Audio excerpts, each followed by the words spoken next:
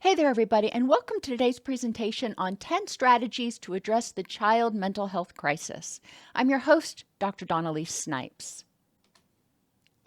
In this video, we're going to identify the scope of the problem, we'll explore some possible causes of the problem, and define 10 practical strategies that families, schools, and communities can implement to address the mental health crisis in children. The scope of this problem is almost mind-boggling, or maybe it is mind-boggling. For adolescents aged 12 to 17 years in 2018 and 2019, and the reason that date is important is because we know that children's mental health has gotten significantly worse since 2019. But during this snapshot from 2018 to 2019, 15% of adolescents aged 12 to 17 years had major depressive episode. 37% had persistent depression. So it wasn't necessarily enough to qualify for a major depressive episode, but they always felt flat, blue, low energy. Add the two of those up, you've got 52% of adolescents.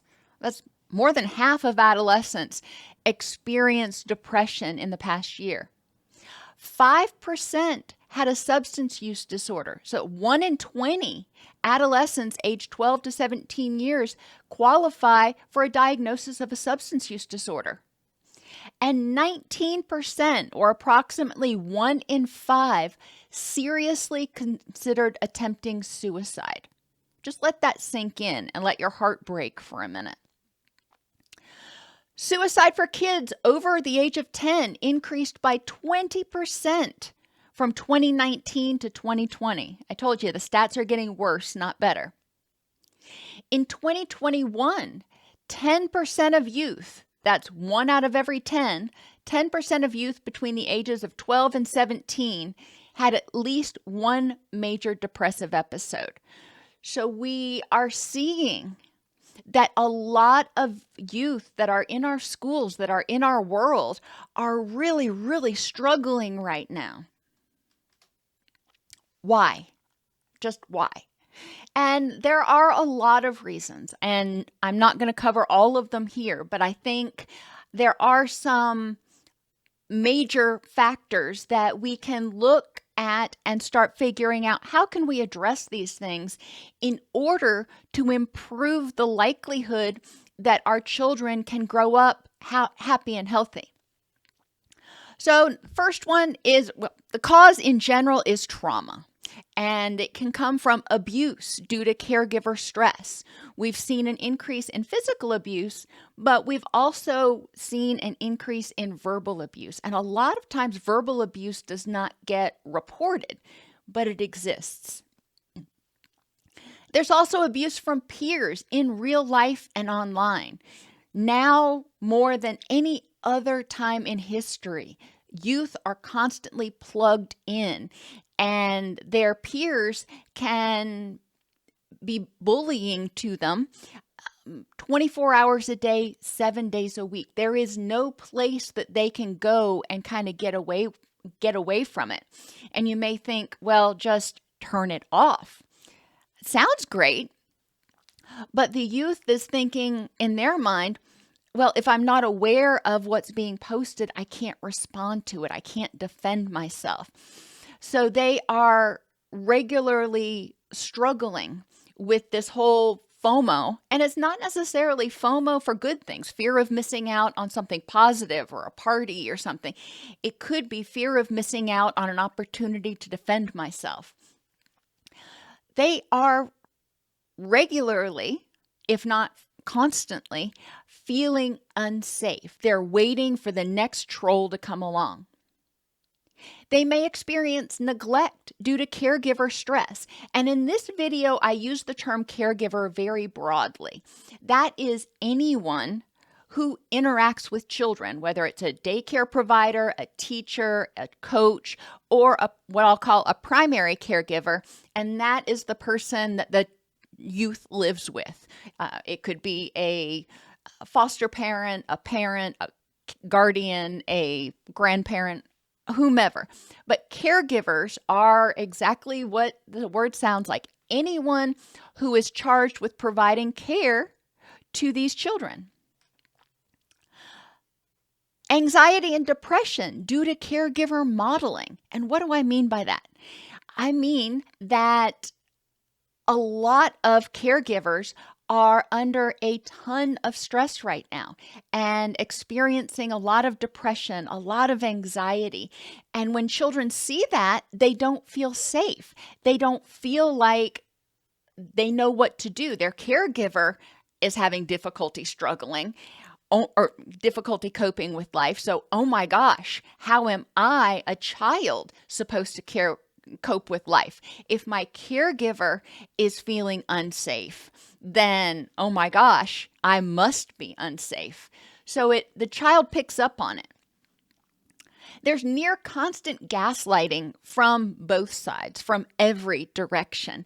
And I think it's really important to recognize that in our culture of internet life, and even to a certain extent, the media and 24-hour media, ongoing coverage of the same thing, people need to find different things to say. And it appears a lot of times that the information coming out is polarized, and there's a lot of gaslighting. I mean, from every angle, from every faction. There's a prominence of extreme, what I call dystopian messages online. People go on social media, people go on search engines, people go to news websites, and the headlines that are there tend to be of an extremely depressing, anxiety-provoking nature. Why? Because that's what gets you to click. And this culture of clickbait leads people to believe that things may actually be a lot worse and they may be a lot more disempowered than they actually are. And there's a lack of healthy, what I call interpersonal skills.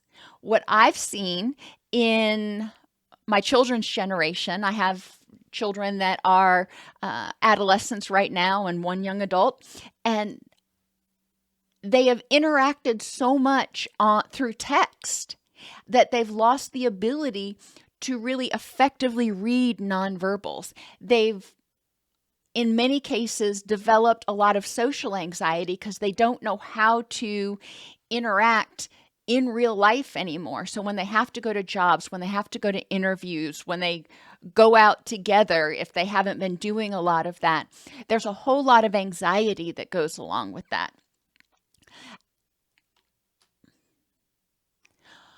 We need to start asking, not assuming. The things that were troublesome and stressful to us when we were growing up decades ago are not the same things that may be bothering the youth of today. Some of them may be very, very similar or the same, but there are also a lot of new things. It's important that we ask them. School counselors can anonymously survey children about what stressors they're experiencing. Tell me what's bothering you. The amount of sleep they're getting, their substance use, and their adverse childhood experiences. This can be a really quick and simple anonymous survey, but it may give school counselors an idea of what the youth in their particular school is dealing with. We also want to ask youth what they think might help them and what methods they might use. Many youth would prefer text-based interventions or video-based interventions.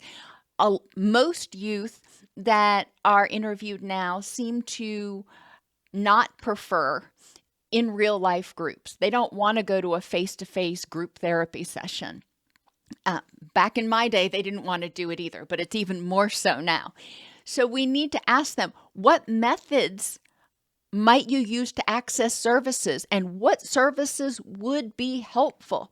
And we can brainstorm with them, but youth often have an idea and we need to empower them to tell us, what do you need? School counselors and teachers can also screen for what I call PACER issues that impair learning. Physical issues, we've already hit on sleep, but nutrition, safety, those things that may be impairing learning. I don't know whether you want to put it under cognitive or physical, but we also need to do a better job of screening for things like ADHD and learning disabilities. We need to do a better job screening for anxiety, depression, CPTSD, and PTSD, because when children are struggling with these things, they are not able to learn as effectively. They're not able to focus as effectively. They start experiencing chronic stress, which leads to emotional dysregulation, which leads to mood disorders, substance abuse, and potentially worse. Communities can create work groups to identify and address stressors for children, tweens, and teens. Each one of these groups has very unique needs.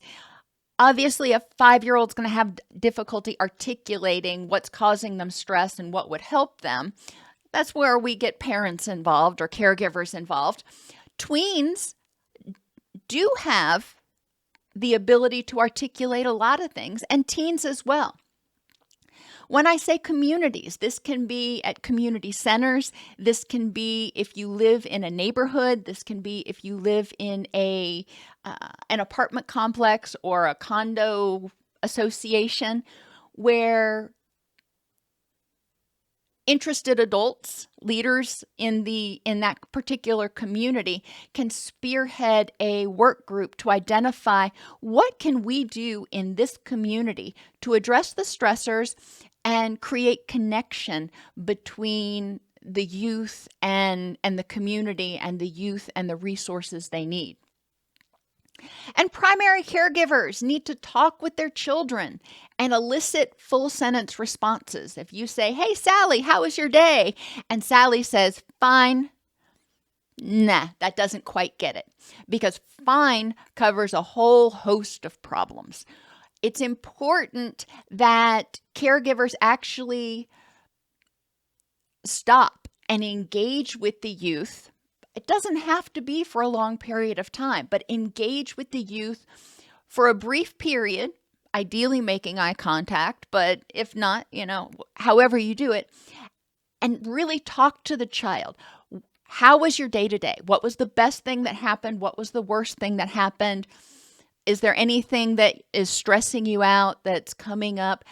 Ask them questions that they need to answer in order to keep them from just kind of glossing over everything with a fine or okay. And regularly remind them that you're available. Sometimes youth are not ready to talk, but if you regularly remind them, I'm available whenever you want to talk to me. You can tell me anything, just let me know and I will make the time. That goes a long way for youth feeling comfortable to come to you on their own volition when they're ready, when they feel they need to. Okay, so I haven't even gotten to the strategies yet. Those were just some overview things.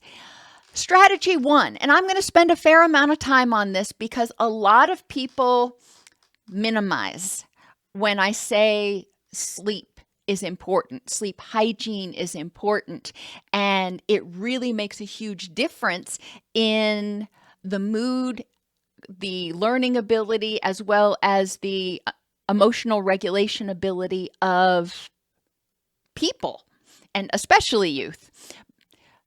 When people are sleep deprived, they have increased HPA axis or stress response system activity. When they're sleep deprived, the body says, "Oh, you need a little more energy, so I'm going to give you more energy. I'm going to help you stay awake." So your body's kind of giving you an alternative to caffeine when it can. This increased HPA activity causes the person to feel more primed. So think about when you've been sleep deprived. Do you tend to be more primed, more irritable, more likely to react strongly to things? That's your HPA axis in the background going, you're tired, so I need to make sure that you're primed and ready to respond to threats that come along. There's also a ton of research out there that sleep deprivation leads to increased systemic inflammation. We know that systemic inflammation is connected to depression and anxiety. Increased emotionality and a reduced frustration tolerance is also very prominent, especially in adolescents when they are sleep deprived. They have more difficulty regulating their emotions, and they tend to get frustrated or irritable a lot easier. Increased major depression is directly associated with lack of sufficient quality sleep, as is impaired emotional working memory and accuracy. So when people are sleep deprived, they not only have difficulty learning, but those emotional memories, things that happen when and cause them to feel extremely emotionally charged, a lot of times those memories don't get encoded accurately and can lead to increased fear, increased anger, increased sense of threat. They've also found, and this is fascinating, that when people don't have sufficient quality sleep, there's impaired fear extinction, which leads to increased anxiety. When people don't have adequate REM sleep, that eye movement sleep that we talk about a lot, it actually impairs their ability to get over stressors, to extinguish or get rid of their fears about certain things. And another fascinating thing that has nothing to do with mood is that when people are sleep deprived, they have an impaired ability to effectively communicate during complex individual and collaborative tasks like group work at school or problem solving or dealing with life as it comes at them. They can do the basic things like get up, make coffee, make something to eat, sit down, watch TV, those basic things. But when you start getting into complex areas, it becomes much more difficult for them to communicate with others about what needs to be done or what they need. We also see cognitive decline. When people aren't getting enough sleep, they have impaired learning, reduced attention, brain fog, and an impaired ability to suppress unwanted thoughts. How many times do we work with people who have anxiety disorders or depressive disorders that talk about their ruminations, that talk about these unwanted thoughts? Well, if they're not getting adequate quality sleep, research has demonstrated that it actually prevents them, impairs their ability to stop those thoughts, to quiet that monkey mind. They hypothesized that sleep deprivation disrupts the prefrontal control, that's your executive higher order thinking, over your medial temporal lobe structures that support memory and emotion. So the emotional aspects of your brain kind of run rampant because the executive control functioning, the higher order functioning, it's too tired to engage, if you will.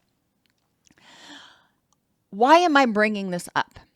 Because parents, teachers, communities, school systems, all have a part to play in helping ensure that youth have adequate sleep.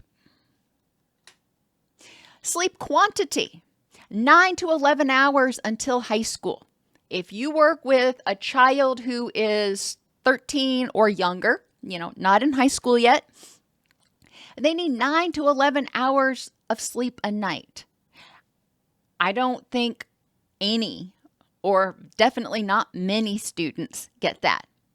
And in high school, they still need 8 to 10 hours per night. And I dare say, I don't know any high school students that are getting that right now.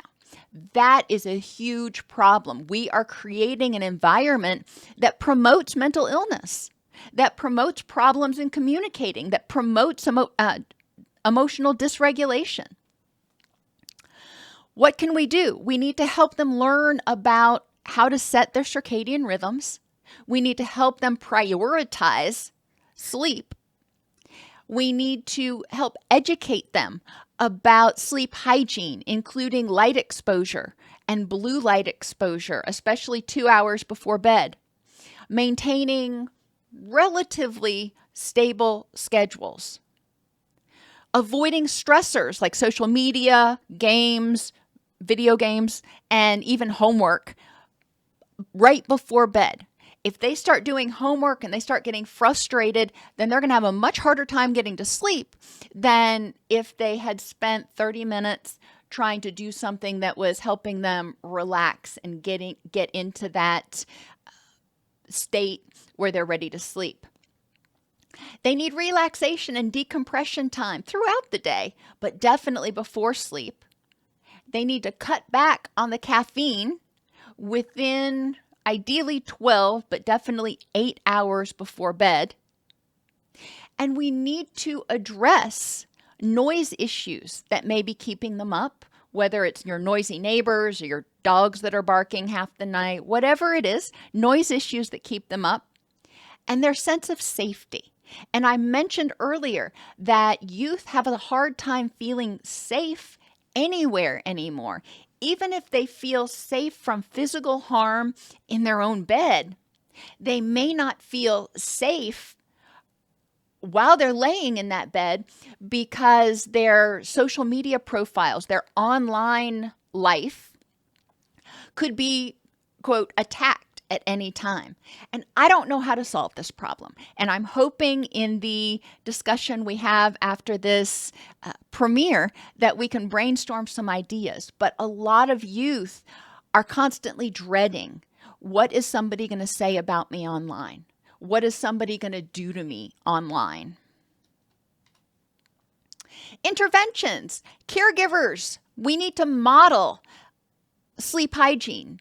We need to manage for younger children sleep hygiene. We need to set those bedtimes and say, you know what? You got to go to bed. It's non-negotiable. As caregivers, we need to make sure we don't overcommit youth. We don't want them staying out until 8, 9 o'clock every night doing this lesson, this team sport, that team sport, and then having to come home and do homework. Don't get me wrong. Team sports are very beneficial, but we don't want students being overscheduled so they have to sacrifice sleep in order to get their homework done. Now, teachers manage that homework load so students are expected to complete no more than about 1.5 hours per class per week.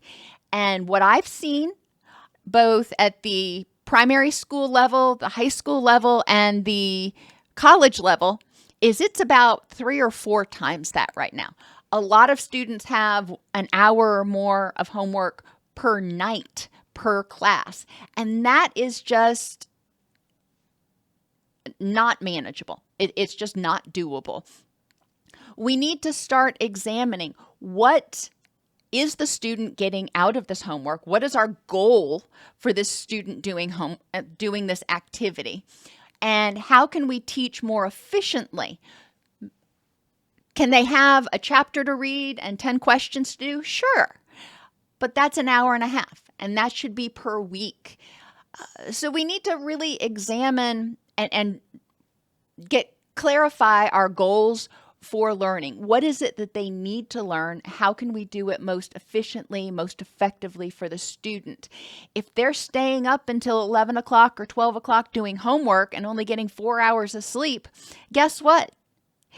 Even if they got the homework done, they probably didn't retain squat. School counselors need to regularly connect with students to assess their cumulative homework time and advocate for the students with the principals, with the school board, with the PTA, with the teachers to ensure that, or to try to ensure that the youth actually have time to sleep. And if you haven't had children in school for a while, you may think that I'm exaggerating. However, based on my experience with my children, my daughter just graduated and my son is getting ready to finish college. Their friends all had hours and hours and hours of homework every single night. It was oppressive. Strategy 2. So strategy 1, if we help them get sleep, we're setting a foundation where they actually have the energy and the neurological basis to learn, to communicate, to manage their emotions. So we're helping their body factory be primed and able to do something. Strategy 2 has nothing to do with kids. This is caregiver mental health. Caregivers with uncontrolled mental illness or addiction issues, notice I said uncontrolled, often experience impaired sleep, increased pain, and they're frequently in stress mode. So they're frequently either in fight, flee, fawn, freeze, or forget about it. Why do we care? How does this impact children's mental health? Well, when they are having difficulty dealing with life on life's terms, when their sleep is impaired, it has all the same effects that we just talked about. When they're in pain, when they're stressed out and they're fighting, fleeing, freezing, or depressed, they are inconsistently aware and responsive not only to their own needs, but also to the child's needs. And this is where we see what I call inadvertent neglect. The caregiver's doing the best they can to survive, to keep a roof over their head. They can barely handle their own stuff. They are just not even emotionally available to the youth, at least not most of the time. When they're in this state, when they're in this chronic state of anxiety or stressed out, they have an inability to teach emotion management skills, partially due to their own distress. They're like, if I find a skill that works, I'll let you know. But right now I'm drowning. Or they may not have the skills. They may never have learned the skills. Assuming that this mental health crisis started with this generation is foolhardy. Look back to our generation, the generation before us. Where were caregivers at? How were people being taught coping skills and distress tolerance skills and those sorts of things? Or were they being taught? Caregivers who are frequently, constantly, whichever you want to use, stressed out, often struggle with frequent emotional dysregulation. They go from being flat, they're functioning, they're kind of going through the motions on autopilot, to frantic or furious, and there's kind of nothing in between. That's scary for a child. Not only is it scary for a child, but when a caregiver is dysregulated, when they're flat, they don't have the energy or ability to really tune in most of the time. It's just kind of all a haze. When they are in frantic or furious mode, then they are desperately trying to respond to threats in their environment, which may include the child. And they may become verbally or physically abusive under stress. Now, not all caregivers do this, but it is important to recognize that high levels of stress, high levels of conflict, high levels of feeling disempowered and unsafe in your environment often leads to irritability, anger, and aggression. Children form their schema or their understanding of how the world works and what to expect based on the caregiver's guidance. They learn from the caregiver who is safe, what is safe versus what is unsafe. So if a caregiver is dealing with anxiety, feeling disempowered, feeling unsafe, dealing with trauma, CPTSD or PTSD, they may be communicating to the child that it ain't safe out there. Nobody's safe, nothing's safe. So the child internalizes this and they start feeling very fearful and disempowered themselves. Children pick up on caregivers' mood and often personalize it or feel unsafe.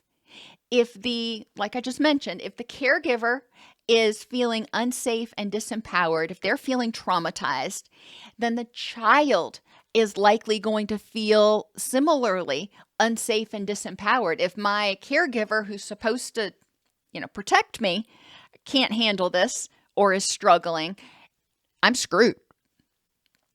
If the caregiver is feeling anxiety, the child may pick up on that and worry about whatever's happening. If the caregiver's worried, then there must be something I need to worry about too. Or they may start fearing abandonment if the caregiver is angry or depressed or burned out and either irritable or what we'll call non-responsive. Children personalize these things. The caregiver feels this way, it must be my fault. Or the caregiver feels this way, there must be something I need to be concerned about. We need to do a better job of making sure that services are available to promote caregiver mental health. First off, caregivers need to prioritize their mental health and not sweep it under the rug, not say, oh, I'm fine, not say, I don't have time for counseling. Stephen Covey talks about sharpening the saw. And if you've never used a saw, think about a steak knife. If you're trying to cut with a dull steak knife, it goes really slow and it often kind of tears the meat and doesn't do a good job of making a nice cut. If you take the time to sharpen the steak knife, then it does exactly what you need it to do. And the same thing is true for our mental health. If we don't sharpen the saw, then we may muddle through things and we may get them done, but is it effective? Is what we're doing nearly as effective, nearly as helpful as it would have been if we were sharpened? Communities need to ensure affordable, and yes, that's bolded and italicized for a reason. Counseling resources are available and accessible. Affordable does not mean $60 an hour. For most people, affordable is more like $15, maybe $30 per hour. And 30 is still pushing it for a lot of people because that's like, just that is 2 hours of pay for them, not to mention the amount of time they lose driving to and from the appointment and childcare and everything else. Affordable, accessible mental health services need to become a priority. We need to promote these things through doctors, churches, print information about it on the bottom of grocery receipts, on the bottom of electric bills, TV, radio commercials. If these services are available, then you need to make sure people know that they're available and how to access them. Services like group psychoeducation online can be provided very affordably. Television or video-based psychoeducation, like on YouTube. And telephonic case management. And I could go on a whole diatribe about why case management is essential to help people actually find and access the resources they need. But we don't have time for that today. It's important to remember, if you are promoting something, if you want the caregivers to do something or people in your community to do something, you must always make a compelling case why it is worth their precious energy. Most of us these days feel like we ain't got enough hours in the day. So if you're asking me to take on something else, I need to know why it's important enough for me to take that on, because it means I'm going to have to give up something somewhere. Businesses also need to provide counseling and coaching to employees, including onboarding with training in mindfulness, assertiveness without defensiveness, distress tolerance, understanding trauma in the workplace, and verbal crisis de-escalation. A lot of people are talking about being in burnout work environments. And yes, I believe some of these environments are extremely toxic. But I also believe that some of that toxicity is caused by people coming to work and they're already stressed out, burned out, anxious, angry, overwhelmed. And they feed off of each other. The person that is already struggling comes to the business, and the business is not meeting their needs, and they don't know where to get their needs met, so they kind of spiral. Mindfulness is helpful to promote effective communication, as is assertiveness without defensiveness. So creating a safe, empowering work environment can go a long way to helping people not only learn the skills and tools they need to manage stuff outside of work, but also develop the skills and tools to better manage things in the workplace and hopefully reduce stress there. We've got kids and caregivers hopefully getting better sleep. We are trying to address caregiver mental health issues so they can be present and emotionally and physically responsive to the needs of the child. Now we're moving on to secure attachment. The lion's share of people that I've seen in the past 5 years, one of the core issues contributing to whatever diagnosis they're presenting with has often been trauma or abandonment anxiety as a result of insecure attachment. Secure attachment means having consistency in their emotional awareness and physical presence, being there. That's what we mean. Responsiveness means not only being there and being kind of aware of what's going on, but then responding to the feelings, thoughts, and needs of the child. I see that you're feeling angry or anxious, or I see that you're bored right now. Let's talk about what that looks like, what we can do. Attention that's positive and proactive. Validation of the child's present experience, even if you don't agree, even if you think they're overreacting, that's how they feel right now. So acknowledging it and then saying, okay, how can we improve the next moment? What strategies do you have? What are the facts in this situation? Encouragement to explore and practice skills they're learning. And that may mean using scaffolding to allow them to cope as much as they can until they get to the point where they can't, and then helping them the rest of the way. And providing safety via unconditional positive regard. I love you even if you make a mistake. I love you even if you fail history. I love you. I may not like what you did or like the situation, but I love you.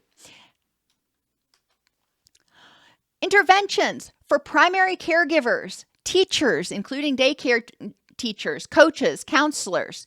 We need to help promote secure attachment, have online library and community center resources that teach mindfulness, distress tolerance skills, child development basics, how to use scaffolding to support children, age-appropriate coping skills, and how to provide unconditional positive regard.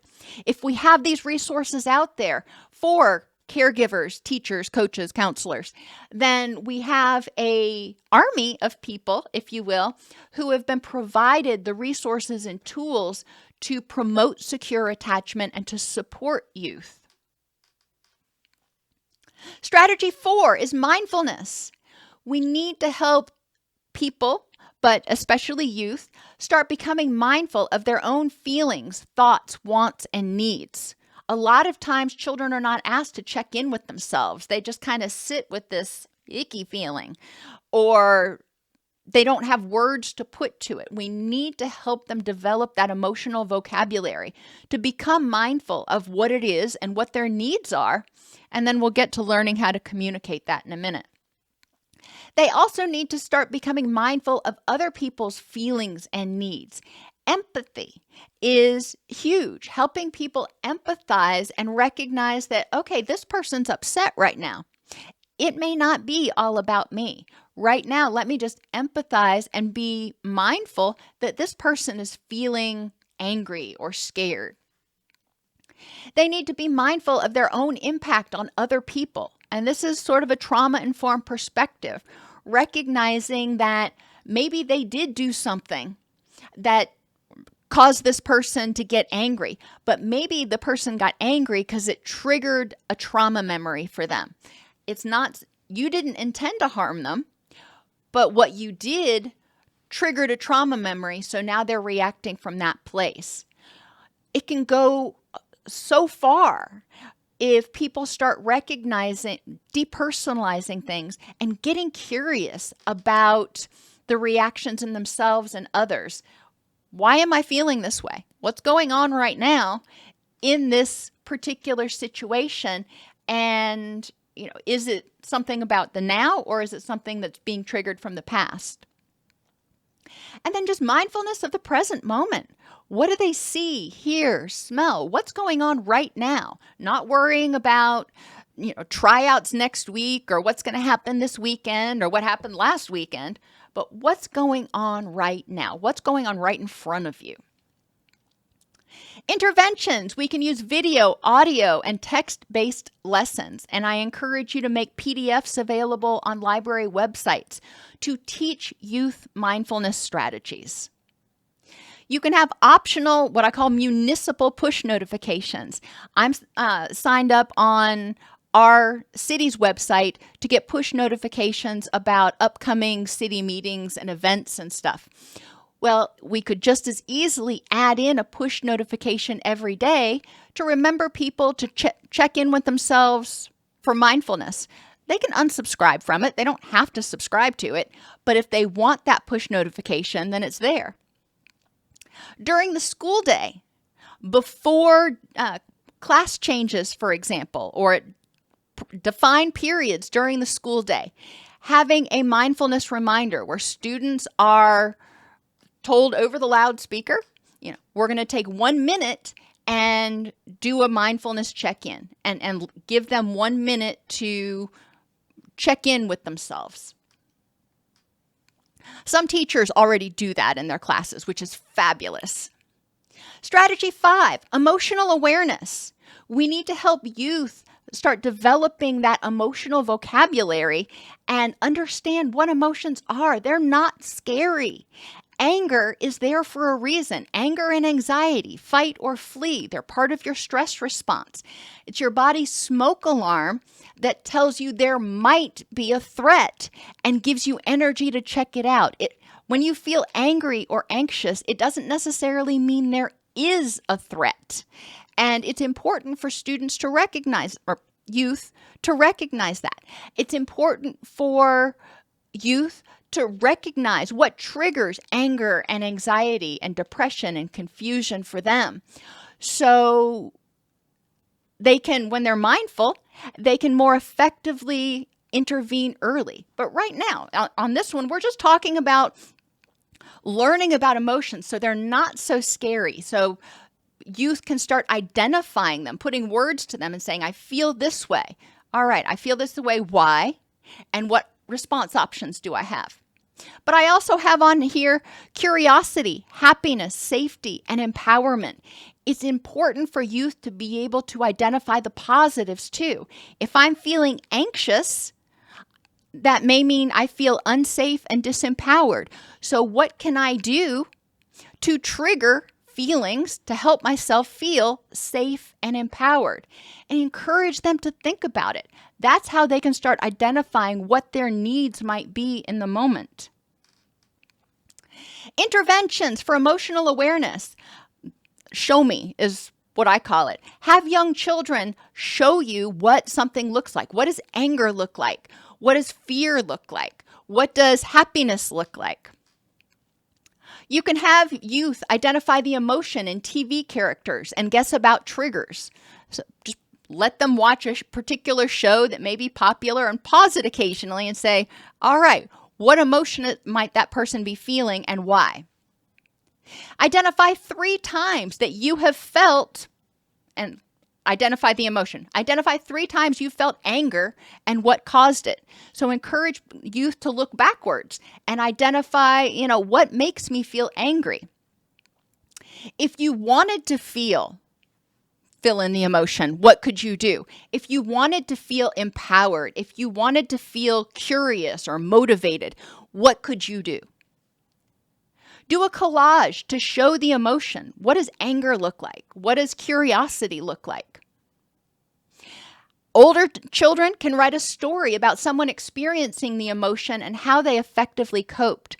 Now, a cool way to use this, obviously the teacher has to proof it first, but is to have high school youth write these short stories in mind for the younger students. So they write a story about, I'm going to use the characters from my age, Dick and Jane. But they can write a story about young people experiencing something and what they can do to cope with it. Those essays from the high school students can be illustrated in art class and then put together as a PDF, collated as a PDF, and provided to youth in younger grades to use to practice reading. Oh my. And if they do the drawings for these, you can even leave them as just line drawings so the youth can color them. How awesome. Strategy 6, distress tolerance.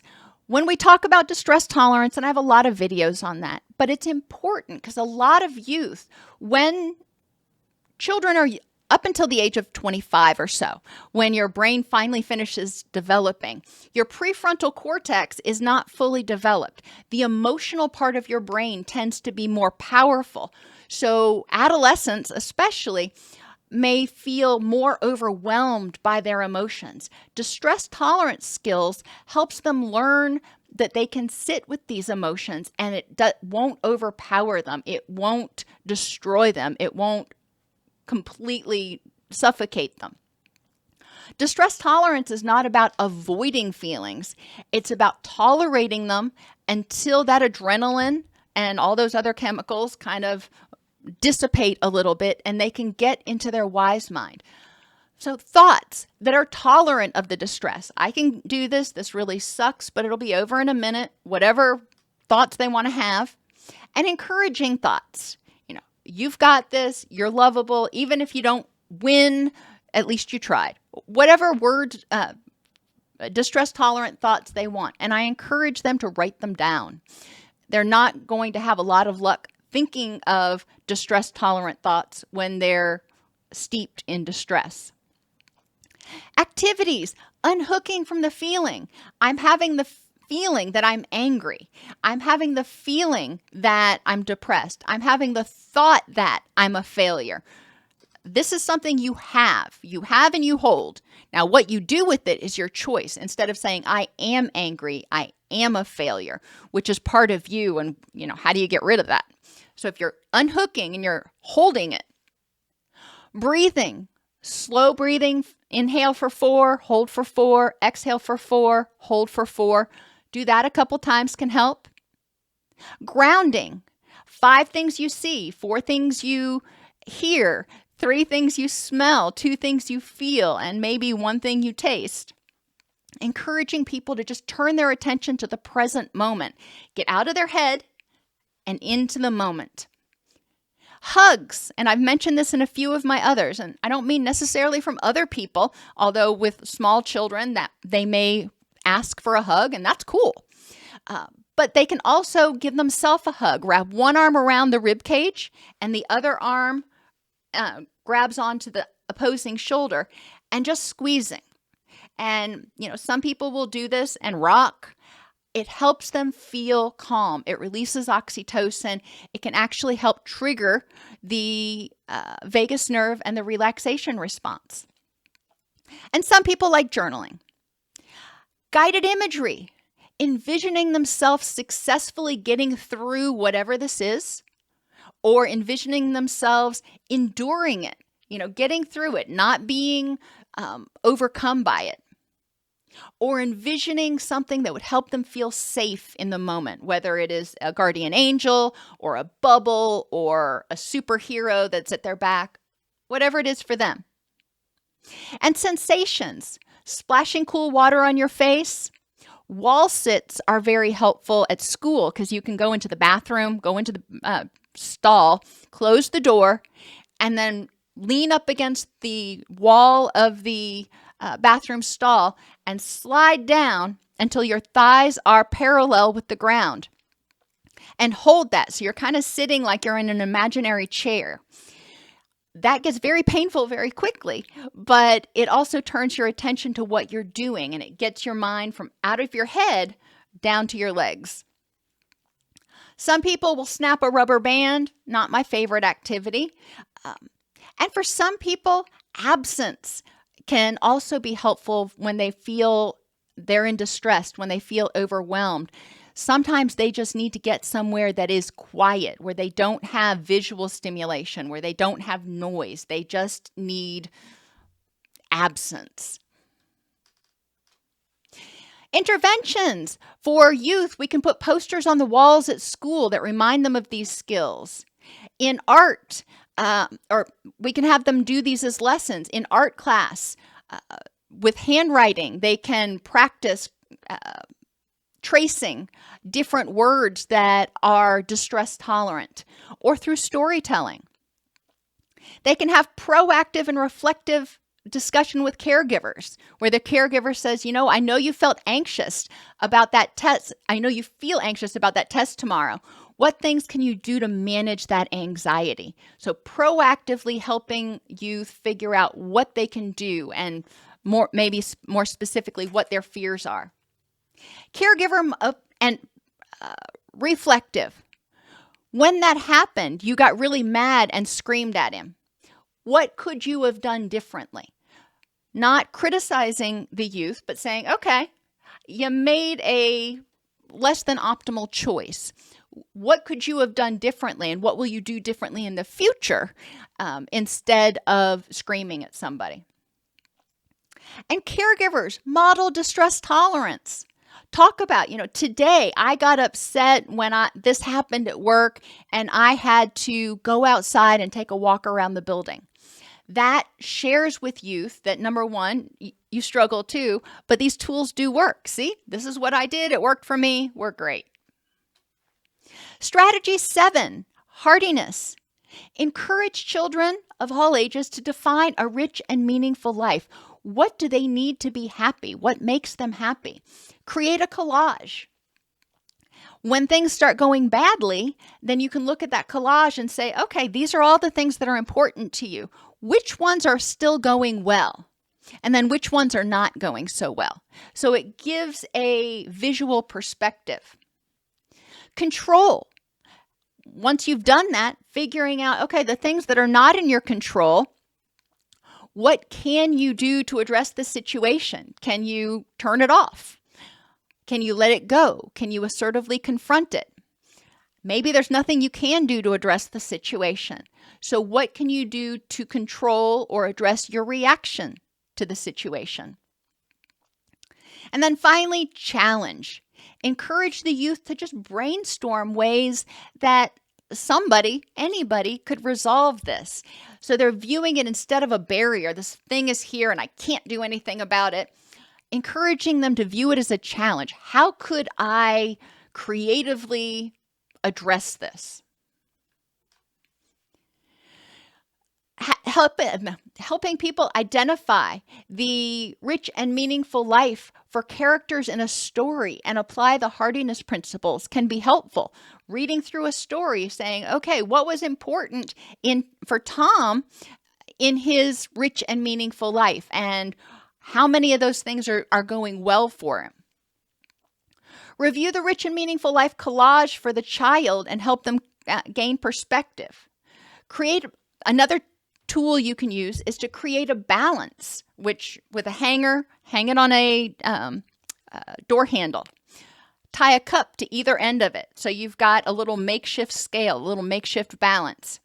Get 10 large and 20 small marbles. The large marbles are for things that are super important, and the small marbles are for things that are important, but not super important. One side are the things that are going well.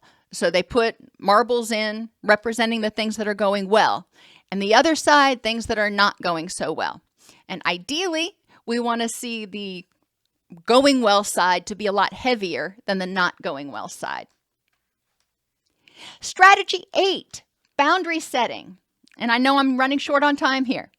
We need to help children learn what healthy boundaries look like and how to maintain the boundaries once they're set. Interventions for this can include caregiver scaffolding and modeling for setting and maintaining boundaries. Caregivers are going to scaffold by helping the child identify, what is your physical boundary here? What feels safe? What feels uncomfortable to you? Okay, that's your physical boundary. Now that you've defined it, let's talk about how can you maintain that boundary? What do you do? How do you communicate to others in order to maintain that boundary? And you can do that through role playing. That's probably the most effective way. Strategy 9, listening without defensiveness. We want youth and everybody to learn how to listen, to hear all of what's actually said instead of trying to formulate their response halfway through the other person talking. We want them to separate rejection of a thought, feeling, or behavior from rejection of them. And I see that as a big problem right now. We want to help them recognize defensiveness as a reaction to a threat and improving mindfulness of threat triggers so they can recognize when they might be feeling threatened, and then they can ask themselves, am I safe? And what triggered my threat smoke alarm to go off?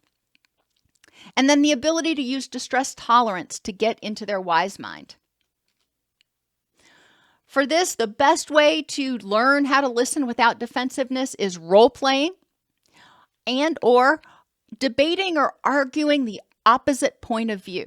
So assigning people the other person's point of view and having them argue that point of view in a way that they both are assertive, don't become aggressive, and can respect one another's cognitive boundaries and emotional boundaries. And finally, assertive communication, mindful awareness of their feelings, thoughts, and needs in the moment.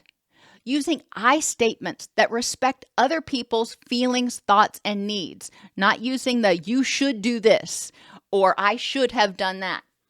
Recognizing what their feelings, thoughts, and needs are in the moment and that those are theirs and other people may have different ones.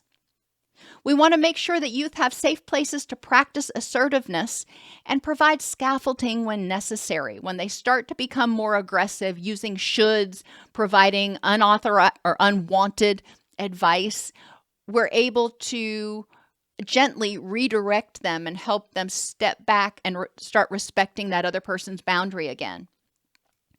Role play assertiveness for emotional topics. If they need to have a discussion with a friend about something, role play it ahead of time so they feel more confident that they can have this discussion without it deteriorating into something not so good.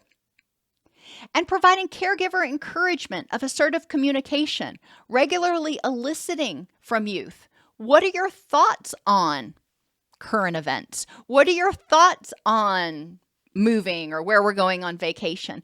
So they can start feeling safe to assert their opinion. Even if they don't get their way, even if others don't agree, they're able to put it out there and feel respected and heard.